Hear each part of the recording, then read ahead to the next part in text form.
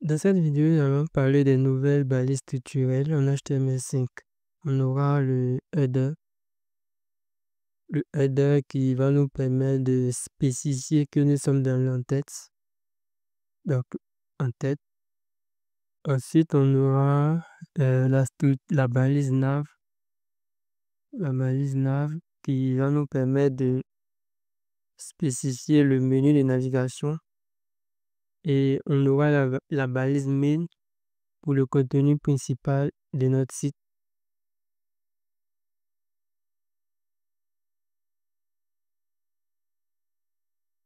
Et il y aura la balise section pour définir une section de notre page.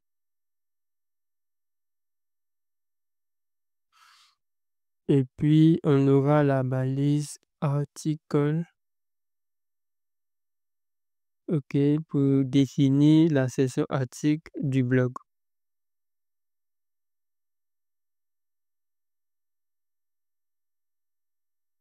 Voilà, donc si on doit définir un blog, on va utiliser la balise article pour définir la section qui concerne nos articles. Et puis, on a le side, je crois. On a aussi la balise side. On a la balise side pour définir peut-être la barre latérale. Et on a enfin maintenant le footer, la balise footer. Voilà, on a la balise footer pour spécifier que c'est le pied des pages.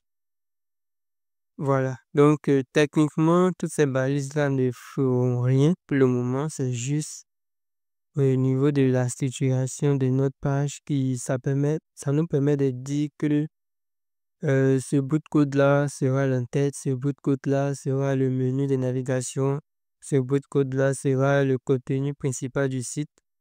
Voilà, donc à l'intérieur du contenu principal, on peut rajouter tout ça, toutes ces balises-là. On peut les rajouter à l'intérieur du contenu principal. Voilà. Et on aura le bout de code qui spécifie que nous sommes dans le footer. Voilà, c'est juste pour mieux se retrouver. Donc, je vais enregistrer, j'actualise.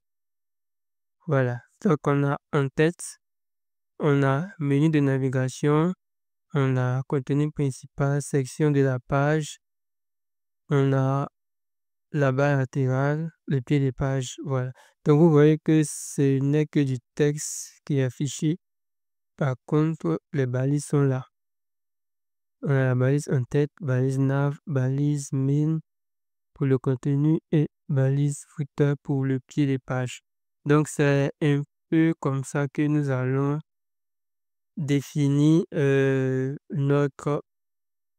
c'est un peu comme ça que nous allons définir nos documents HTML pour spécifier dans chaque bloc où se trouve l'entête, où se trouve le menu. Il y a aussi une dernière balise que vous connaissez déjà, qui est la balise div. Bon, en général, la balise div que vous connaissez va nous permettre de mettre un bloc, de créer des blocs de contenu.